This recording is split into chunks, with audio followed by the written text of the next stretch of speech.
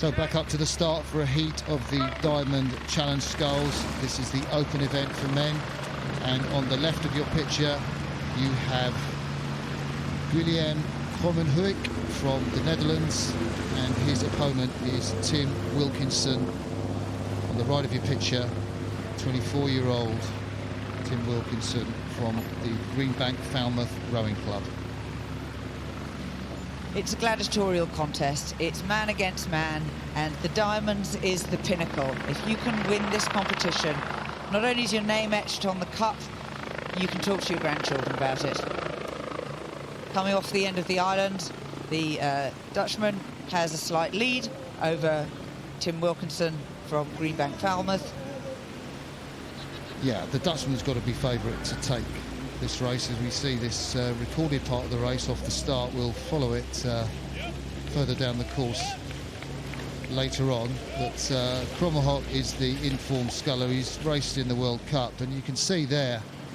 Well, I'm surprised Krommenhoek isn't actually further ahead. I saw him in the C final of the World Cup in Poznan, World Cup 2. He beat Nico Staalberg there and won that C final, so he finished 13th in Poznan, which is pretty decent. He's not the fastest Dutch sculler. That goes to Stefan Breuning, who took a silver medal in the Europeans. But Krommenhoek, the Dutch sculler there on the right of your picture, there's a look at him. He's really challenging to be in that Olympic squad. Take a look at the time. He's really got very patient with his legs, isn't he?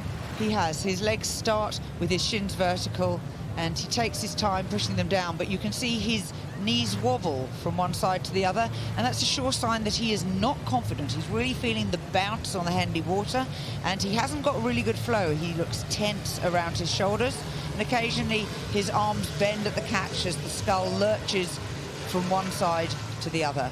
And that's not a good thing. It slows your boat down. Any tension, you see another little stroke where he lurched down to the bow side, and then the next stroke a little bit to the stroke side. Am I right? It might be his first time racing at Henley in the single.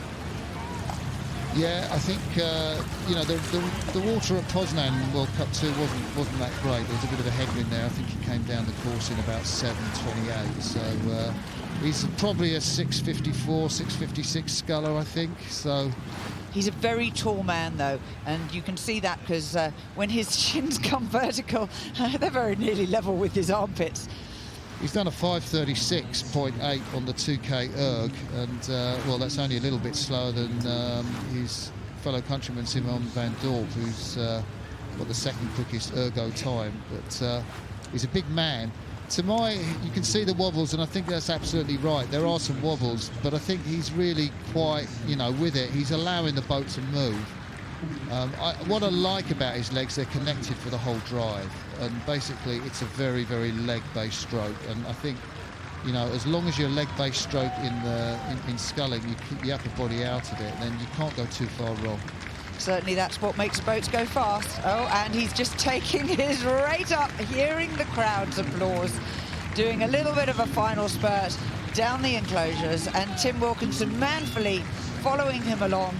Sadly, 24 years old, he's not going to be progressing in this competition, but what a great way to get through your exact 24 years and 0 months birthday. Well, it's a real honour to be in the Diamonds at Henley, and it's great for Tim Wilkinson that he's had this race against the Dutch national sculler, Krommenhoek, and Tim Wilkinson crosses the finish line there. Fantastic day for him in the Diamonds, but it's Guillaume Krommenhoek who takes that heat of the Diamond Sculls. And I think